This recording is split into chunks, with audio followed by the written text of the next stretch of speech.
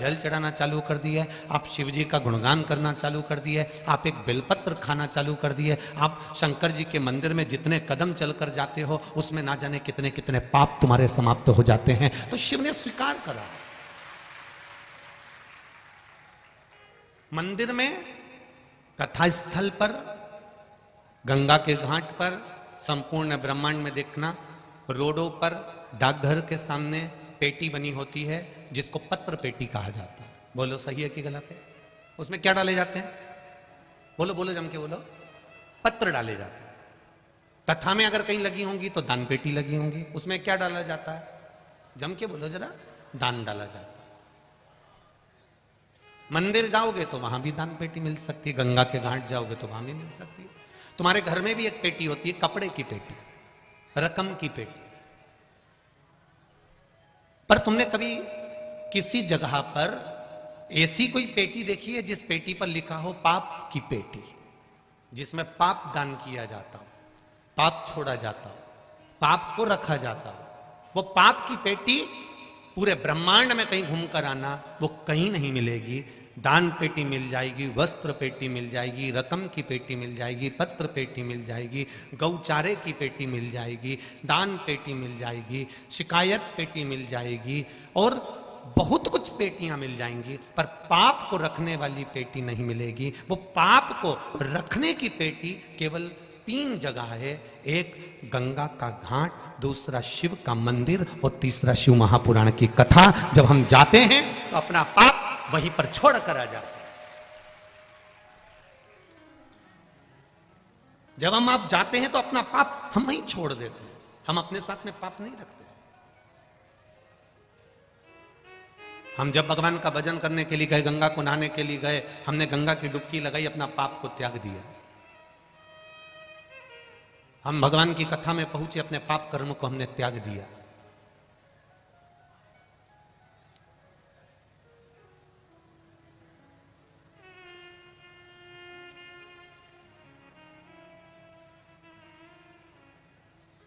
इतने सारे कल्याणपुर में रहते होंगे, इतने सारे कानपुर में रहते होंगे, ढेर भरे हैं कानपुर में भी।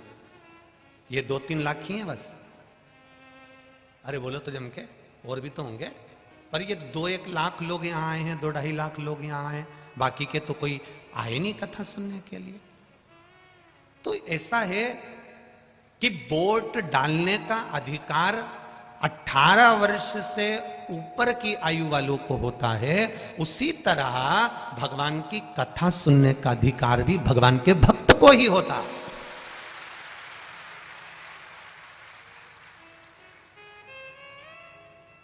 जो 18 वर्ष से ऊपर हो गया उसको वोट डालने का अधिकार हो गया। जो 18 वर्ष के ऊपर हो गया वो वोट डालने का अधिकार प्राप्त कर लिया। वो जा सकता है वोट डालने के लिए, जाए, उसको कोई मना नहीं करेगा। आप जाइए, आपका कार्ड दिखाओ, अंदर जाओ, वोट डाल के आओ। 18 वर्ष से नीचे के हो गए तो मना कर दिया जाएगा, भैया तुम्हारी आयु पूरी नहीं हुई है, अभी तुम वोट नहीं डाल सकते, अभी तुम्हारा कागज तैयार नहीं होगा, तुम वोटिंग नहीं कर सकते। उसको हटा दिया जाएगा। वो किसी भी बुथ पे चले जाए, किसी भी बुथ पे चले जाए, उसको हटा दिया जाएगा। जो कभी शिव जी का हुआ ही नहीं, जो कभी शंकर का हुआ ही नहीं, जो कभी भूल से भी शंकर के मंदिर गया ही नहीं, जिसने जिंदगी में कभी शंकर का दर्शन किया ही नहीं, जो 18 का हुआ ही नहीं, वो भगवान का जब हुआ ही नहीं, जब भगवान का हो ही नहीं पाया, तो भगवान की कथा में कैसे पहुंचेगा? भगवान उसको वहीं रोक देता है कि तू नहीं जा सकता, सब जाएंगे पर तू नहीं जाएगा। वो बिलखता है, अपने घर पर रहकर भी बिलखता है कि भगवान एक बार ऐसी कृपा कर दे कि हमारे गांव में भी कथा हो जाए, एक बार ऐसी कृपा कर दे कि हमारे नगर में भी कथा हो जाए, एक बार ऐसी कृपा कर दे कि हमारे क्षेत्र में भी कथा हो जाए। वो भगवान से प्रार्थना करता है कि मैं जल्दी से 18 वर्ष का हो जाऊं और फिर मैं वोट डालूंगा। 18 वर्ष का हुआ फिर मैं वोट डालूंगा। वो भगवान से प्रार्थना कर रहा है, भगवान मुझे इतना प्रबल कर दे, इतनी कृपा कर दे कि एक बार मैं भी शिव महापुराण की कथा करवाऊं, ऐसी करुणा कर दे। तू दया करेगा तो हो। तेरी कृपा बिना न हिले एक भी अणु, लेते हैं श्वास तेरी कृपा से। बखान क्या करूं मैं राखों के ढेर का, चपटी भभूत में खजाना कुबेर का। आप उसके हो गए तो आपको वोट डालने का अधिकार हो गया। आप 18 के हो गए, आपको वोट डालने का अधिकार हो गया। आप एक बार उसके हो जाओ, फिर वो आपको शिव महापुराण तक, अपने मंदिर तक, अपनी चौखट तक वो बुला ही लेगा। ये निश्चित है, एक बार उसका बनना पड़ेगा।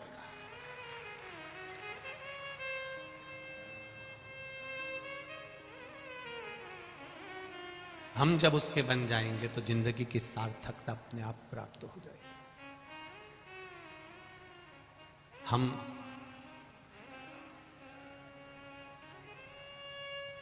जब तक 18 के नहीं होंगे तब तक वोटिंग नहीं कर सकते, वोट नहीं डाल सकते। उसी तरह हमारे भीतर जब तक थोड़ी सी भक्ति, ज्यादा नहीं, थोड़ी सी, 24 घंटे माला पकड़ के बैठना भी नहीं, 24 घंटे आप तप करने बैठ भी नहीं सकते, 24 घंटे आप गंगा के घाट पर बैठकर समाधि लगा भी नहीं सकते। जो अपने से बने वैसा करो, ज्यादा ढोंग प्रपंच करने की जरूरत नहीं है कि हम तुमसे कह दें कि तुम तो मंदिर में जाके बैठ जाओ, ने गंगा के घाट जाके बैठ जाओ। हम ये भी नहीं किए कभी तुमसे कि तुम मंदिर में 2 घंटा बैठो, कभी किया? इस व्यासपीठ से कभी इतनी कथाएं करी हैं, उस कथाओं में कहीं आपसे कह दिया हो कि मंदिर में जाके बैठ जाना, 2 घंटा वहीं बैठी रहना, आना मती, मंदिर के अंदर जाकर बैठ जाना, गंगा के घाट पे जाके बैठ जाना, कभी नहीं किया।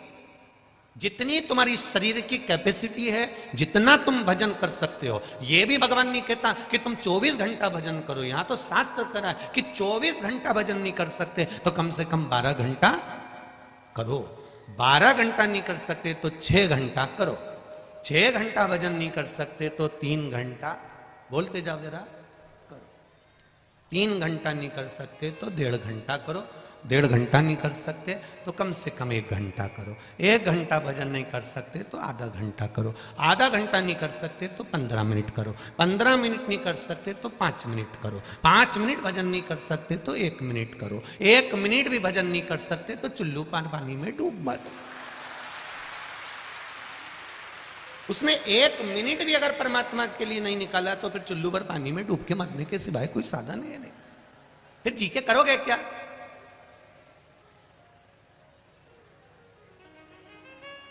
फिर जीना किस काम का? अरे भाई, बड़ी मुश्किल से नर तन मिला है, ये गंवाने के काबिल नहीं है। ध्यान हरि का हृदय से न भूलो, ये भुलाने के काबिल नहीं है। बैठ जाओ, अभी हम गा नहीं रहे हैं। हाँ बैठ जाओ। बस थोड़ा सा बोला कि तुम तो ऐसे तैयार होते हो जैसे युद्ध लड़ने जा रहे हो, तुरंत तैयार। हे भगवान, वास्तव में इसका नाम कल्याणपुरी है, पक्का हो गया। तुरंत तैयार, बस एक लाइन गाई दे और ये और तैयार हो, तुरंत तैयार। भोलेनाथ की बलिहारी और जब देखो जब कानपुर वालों की तैयारी, जब देखो जब तैयार, तुरंत। पर कुछ भी कहो, कानपुर कानपुर है, इसका आनंद आनंद है, मस्त आनंद। इसकी मस्ती में रहते हैं कानपुर के लोग। बड़ी अलमस्तता है आप लोगों के भीतर, भजन के प्रति भाव, कथा के प्रति जागरूकता, भजन के प्रति जागरूकता और भगवान की अविरल भक्ति। ये आपका विश्वास है, ये आपका भरोसा, ये आपकी दृढ़ता। और ये भरोसा जब ही तो ये एक पत्र में किसी ने कहा है,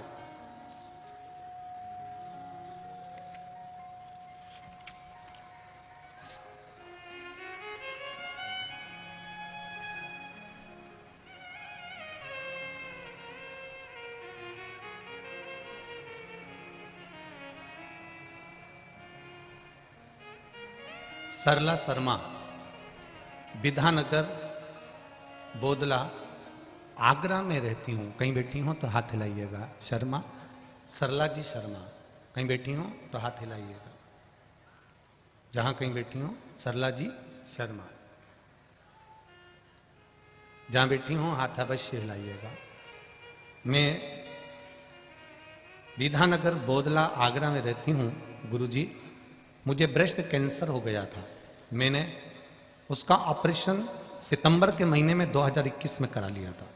फिर दोबारा से अल्ट्रासाउंड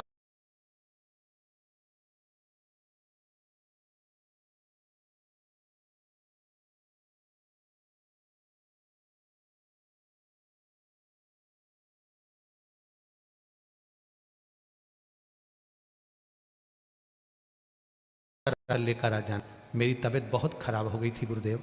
मेरे बच्चे जाते और जल लेकर आते। शिव मंदिर में से बच्चे लोग सफाई कर कर जल लेकर आते।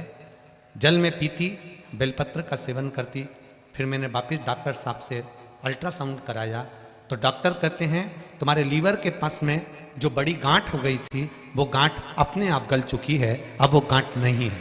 ये शिव है, ये उघड़ी है।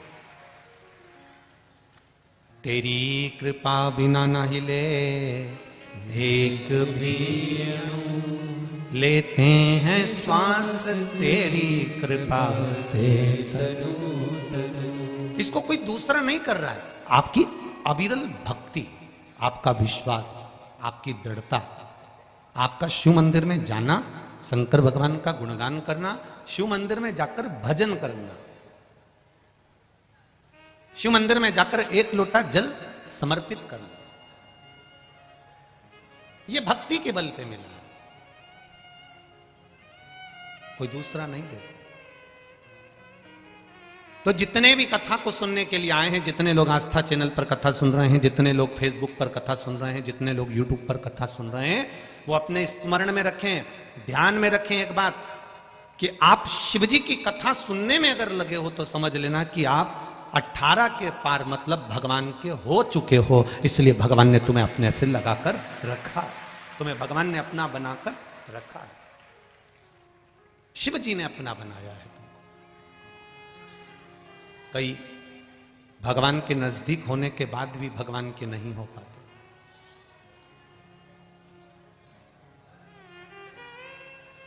जालंधर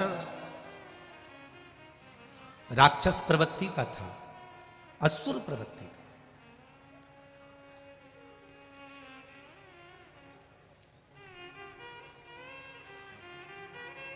वृंदा के साथ में उसका विवाह हुआ। और ये जलंधर है कौन? जब भगवान शिव जी को क्रोध आया, भगवान शंकर को बहुत तेज क्रोध आया, तो शिव जी ने अवधूतेश्वर रूप धारण कर लिया। भगवान शंकर का जो अवधूत रूप हुआ, उस रूप को ब्रह्मा जी ने शंकर भगवान के क्रोध को ले जाकर समुद्र में डाल दिया। समुद्र में डालते से एक बालक ने जन्म लिया जिसका नाम जलंधर हुआ। जलंधर ने जन्म लेने के बाद में तब साधना भी करी, सब कुछ किया, भगवान का वर भी पाया। पर उसका जो चित्त था, उसका जो मन था, उसका जो हृदय था, उस जलंधर का, वो वृंदा की ओर आ गया था। और वृंदा कौन थी? असुर की बेटी थी, राक्षस की बेटी। पर वृंदा का जो भाव था वो भगवत भजन में था। उसको कुछ गलत अच्छा लगता ही नहीं। उसकी चित्तवृत्ति में केवल परमात्मा थे, उसकी चित्तवृत्ति में कोई दूसरा था। जैसे वृंदा के जीवन में एक बात आई और वृंदा ने कभी किसी के लिए गलत सोचा ही नहीं। वृंदा भगवान की भक्ति में डूबी रहती, भगवान के भजन में डूबी रहती, भगवत स्मरण में डूबी रहती। समय आ गया, जलंधर का मन वृंदा पर आ गया था और वृंदा से विवाह करने के लिए वृंदा के माता पिता के पास सूचना पहुंचा दी। वृंदा भी असुर की बेटी थी और जलंधर भी असुर था। पर वृंदा असुर की बेटी जरूर थी, पर वृंदा के भीतर असुर तत्व नहीं था। कोई जरूरी नहीं है भाई कि पिता अगर असुर होगा तो बेटा भी असुर होगा, अगर पिता असुर होगा तो बेटा असुर कहलाएगा, ये जरूरी नहीं है। हिरण्यकशिपु के घर में भी प्रहलाद का जन्म हुआ था।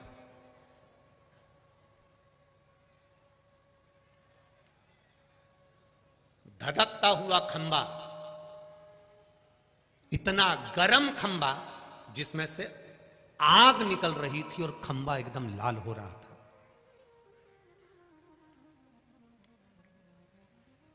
और हिरण्यकशिपु अपने सिंहासन पर बैठकर अपने पुत्र से कहता है, क्या इसमें तुम्हारा भगवान है?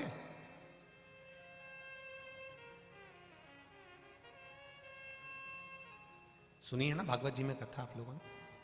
इसमें खंबे में क्या तुम्हारा भगवान है? प्रहलाद धधकते हुए खंबे को देख रहा था जो आगी में तपा हुआ था। उसके खंबे के अंदर आग जल रही थी और खंबा एकदम लाल हो चुका था। जैसे कोई बर्तन खाली पात्र रखा हुआ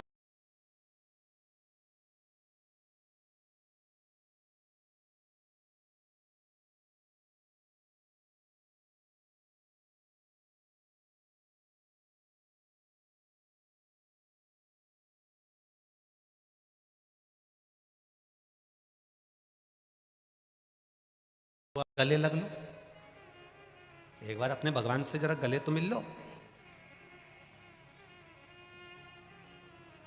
प्रहलाद की आंख से आंसू बह रहे थे। इस धधकते हुए अंगारे को, धधकते हुए इस खंबे को मुझे गले लगाना है।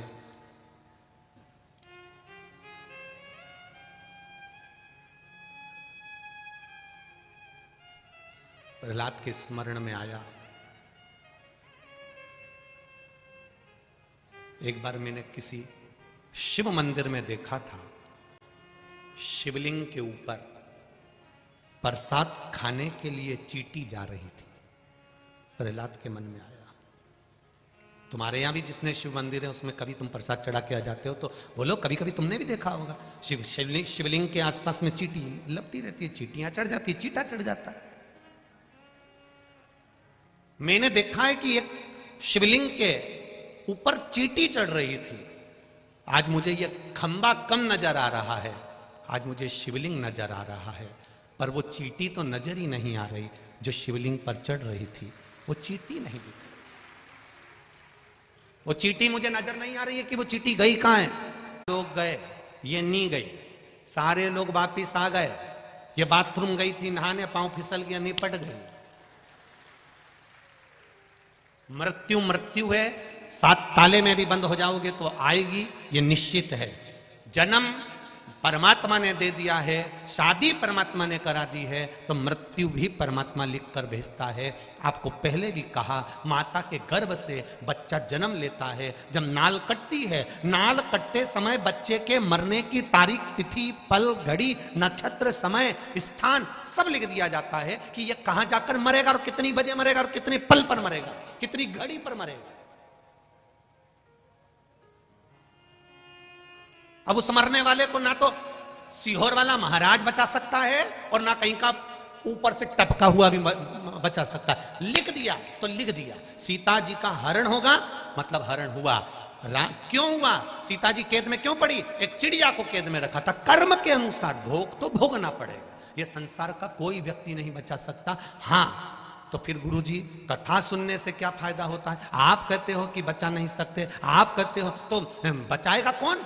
जब द्रौपदी के चीर को दुशासन खींच रहा है, भरी सभा में नग्न किया जा रहा है, द्रौपदी अपने भीष्म पितामह से कहती है, तुम मेरे ससुर हो, तुम मेरे पितामह हो, तुम तो बोलो। नहीं बोलते। धृतराष्ट्र गांधारी कहते हैं हमारी आंख नहीं है। गुरु द्रोणाचार्य के सामने जाकर खड़ी हो जाती है, तुम मेरे गुरु हो, तुमसे मैंने गुरु मंत्र लिया है, तुम तो मेरे चीर को बचाओ।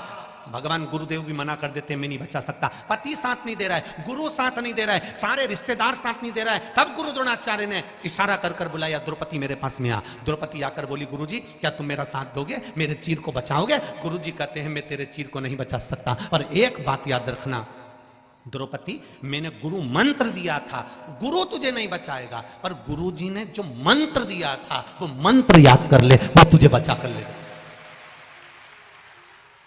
किसी गुरु के चक्कर में यह मत पड़ जाना तुम कि गुरुजी हमको पार लगा देंगे। नहीं साहब, गुरुजी पार नहीं लगाएंगे। गुरु का जो मंत्र तुमको मिला है उस मंत्र का जाप करो। राम, कृष्ण, शिव, भवानी, जो आपको मिला हुआ है उस मंत्र का स्मरण करो।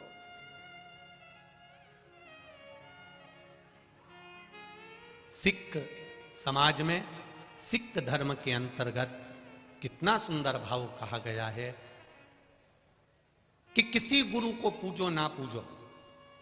सिख समाज ने एक नियम बना लिया कि ना जाने कितने गुरु आते जाएंगे, कितने गुरु हम बनाते जाएंगे। तो गुरु जी ने पहले ही एक नियम लागू कर दिया कि किसी को गुरु ना बनाकर गुरु का जो ग्रंथ है, गुरु जी ने जो ग्रंथ रचा है उसी ग्रंथ को गुरु मान लिया और उसी से वाणी ले लिए, उसी से शब्द ले लिया।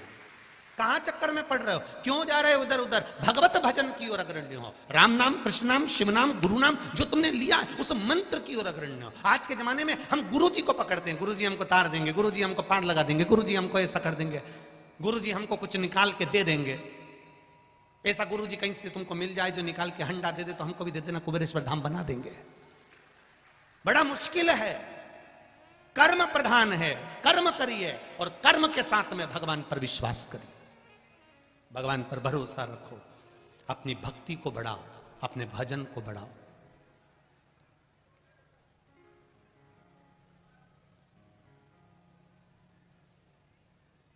कई लोग कहते हैं गुरुजी उनके इतने फॉलोअर्स हो गए, उनके इतने फॉलोवर्स हो गए, उन्होंने इतने यूट्यूब पे इकट्ठे कर लिए, उन्होंने इतने फेसबुक पे इकट्ठे कर लिए, उनके इतने फॉलोवर्स हो गए। सियोर वाले महाराज ने फॉलोवर्स नहीं बढ़ाए हैं और ना बढ़ाने की ललकता है। सियोर वाले महाराज को तो शंकर के मंदिर में बस केवल भक्त बढ़ाना है और कुछ नहीं चाहिए। किसी के मन में आ रहा है कि हमने इतने फॉलोवर्स इकट्ठे कर लिए, मेरे पास इतने आ गए, मेरे पास इतने हो गए, मेरे भक्त इतने हो गए, मेरे शिष्य इतने हो गए, मेरे इतने इकट्ठे हो गए, उनको नमन है मेरी तरफ से। आप बढ़ाओ, आपके फॉलोवर्स खूब प्रेम से बढ़ाओ, मेरी ओर से खूब खूब साधुवाद, खूब खूब धन्यवाद। पर फॉलोवर्स बढ़ाने से ज्यादा जरूरी है सनातन धर्म वालों को वापिस सनातन धर्म पर लाकर छोड़ना। क्या करेंगे फॉलोवर्स बढ़ाते? भजन कितना बड़ा है वो देखा जाता है। मैं कानपुर वालों से पूछना चाहूंगा, यहां पर आप लोग बैठे हो, कई लोग दूर दूर से आए, ईमानदारी से कहना, शिव पुराण होने से पहले, जब से शिव पुराण चालू हुई है उसके पहले शंकर जी के मंदिर की स्थिति देखना और आज के समय में शंकर जी के मंदिर की स्थिति देखना, आपको प्रसन्नता होना चाहिए। आप गौरव से कह सकते हो कि हमारा सनातन धर्म जागा है, हमारा सनातन धर्म शिव महापुराण से जागृत हो गया, हमारा सनातन धर्म फिर शंकर का हो गया। जैसे राम जी ने अयोध्या से चलकर लंका के बीच में शंकर भगवान की पूजन, ऐसा कोई दिन मेरे राम जी का नहीं जाता था जब वो शिव जी की स्थापना नहीं करते थे, पार्थिव शिवलिंग नहीं बनाते थे। शिव जी का मंदिर, पार्थिव शिवलिंग की पूजन करना।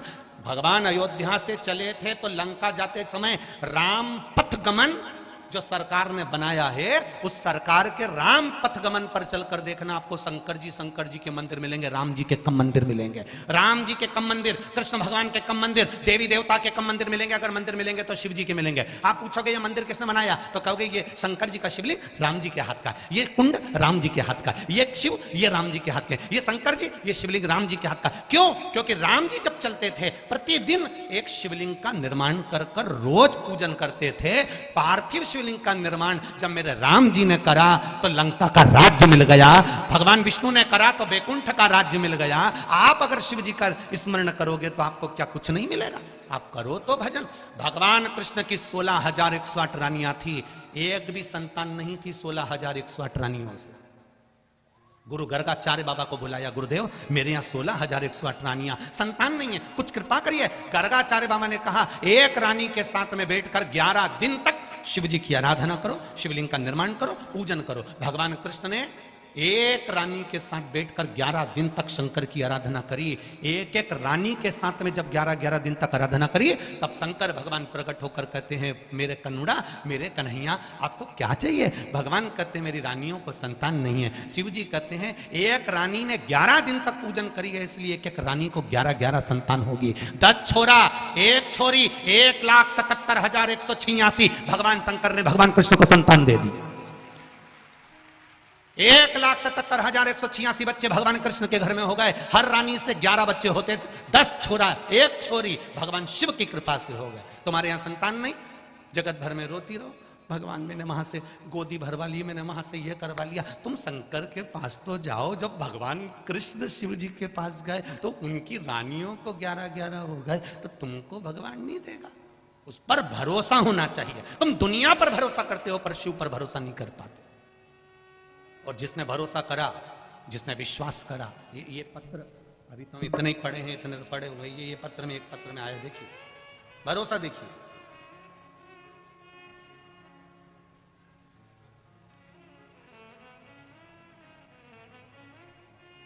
रंजना सिंह, सनी गवा, कानपुर से हैं। कहीं बैठी हो तो हाथ हिलाइएगा, कहीं बैठी हो तो हाथ हिलाइएगा। रंजना सिंह, सनी गवा, कानपुर। उन्होंने पत्र में लिखा है, गुरुदेव बाबा की कृपा का क्या बखान करूं मैं, आप पत्र चैनल पे पढ़ सकते हैं। मेरा 12 साल का बेटा है आयुष सिंह, 13 जुलाई को अचानक बीमार हो गया था। उसके लीवर बिल्कुल काम करना बंद कर दिया था। गुरुदेव न्यू संजय हॉस्पिटल किदवाई नगर में उसको एडमिट कराया गया। 6 दिन तक 1 चम्मच पानी भी देते थे तो वो निकल जाता था, क्योंकि उसका लीवर किडनी दोनों डैमेज हो चुका था। हम लोग बस केवल रोते थे, उसके सिवा कुछ नहीं करते थे। किसी ने कहा, सियोर वाला महाराज कहता है शिव जी पे जल चढ़ाओ और वो पानी पिलाओ, पर डॉक्टर ने तो उसको सब कुछ देने से बंद कर दिया था। गुरुदेव फिर भी मन नहीं माना, मैं बस रोती रहती थी। और उसी समय पर फिर मेरे मंदिर गई, शिव जी को 1 लोटा जल चढ़ाया, थोड़ा सा पानी आधी चम्मच लेके उठा कर ले आई। मन में लग रहा था कहीं इन्फेक्शन वगैरह नहीं हो जाए, तो मैंने आधी चम्मच पानी मात्र लिया और आधी चम्मच पानी लाकर चुपचाप उसके मुख में डाल दिया। गुरुदेव 6 दिन से जो बेटा 1 चम्मच पानी नहीं पी पा रहा था, 7वें दिन मेरा बेटा का लीवर और किडनी दोनों सही हो गए और डॉक्टर ने छुट्टी कर दी। ये शिव है, ये शंकर है, ये ओघड़ी। उसकी कृपा का क्या गुणगान करे, वो करता है, बस थोड़ा सा समय लगता है, थोड़ा। एक बेटे ने और पत्र भेजा, मेरा नाम किशन सिंह चौहान, लालगंज रायबरेली से आया हूं। कहीं बैठे हैं किशन जी? आप ही हैं? श्री शिवाय नमस्तुभ्यम। दोनों हाथ उठा दो एक बार, हर हर महादेव।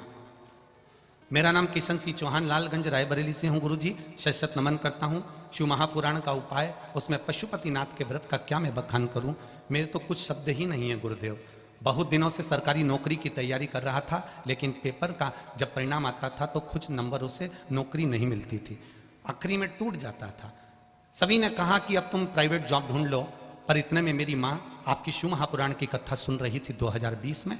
उसने कह दिया कि क्यों चिंता करता है, एक बार सियोर वाला महाराज कहता है तो करके देखना, बेलपत्री पर शहद लगाकर शिव जी को चढ़ा और जल चढ़ाना चालू कर। गुरुदेव जब उत्तर प्रदेश में दरोगा की भर्ती आई तो मेरी माँ ने मुझे पशुपतिनाथ का व्रत करवा दिया। मैंने भी शिव जी का व्रत बड़े भाव से करना चालू करा और मुझे मेरे पशुपतिनाथ बाबा ने कृपा करी और पेपर में पास कर कर आज मुझे दरोगा की नौकरी दे दी। मैं बाबा को धोख लगाने आया हूं। ये शिव है। बैठिए, श्री शिवाय नमस्तुभ्यम। शंकर की उदारता किसको कहते हैं, शिव की करुणा किसको कहते हैं, शिव भक्ति किसको कहते हैं? आप उसकी चित्तवृत्ति में रमो तो।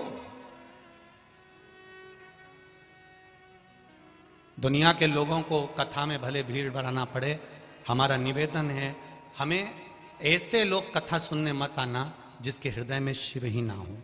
वैसे तो मेरा विश्वास करता है कि इतनी दूर चलकर 50 रुपए 100 रुपए खर्च कर कर वही आता है जिसको मेरा महादेव उसके हृदय में बैठा रहता। कौन 100 रुपए खर्च कर कर यहाँ आएगा? यहाँ ऑटो मिलते नहीं, रिक्शे मिलते नहीं, जाने में कितनी, हमने कल जाते जाते देखा एक बस के अंदर इतने सारे भरे थे, भगवान इतने भरे थे, राम जी जाने। कई कई बुजुर्ग माताएं चली जा रही है अलमस्त होकर, पीछे से हारन भी बज रहा है तो उनको कोई सुध नहीं, उनका तो श्री शिवाय नमस्तुभ्यम चली जा रही है। कई कई बहुएं टेंशन में पड़ी है, ये हमारी अम्मा तो 2 कदम नहीं चलती थी और कथा में इतना चल रही है, उनको टेंशन हो रहा है ये इतनी कथा में कैसे चल रही है। और बहू तो पीछे धीरे धीरे और अम्मा चली जा सबसे आगे। बहू तो घबराए अंदर जाने में और अम्मा पूछती हुई दम से बैठ जाए, फिर धीरे से इशारा करे।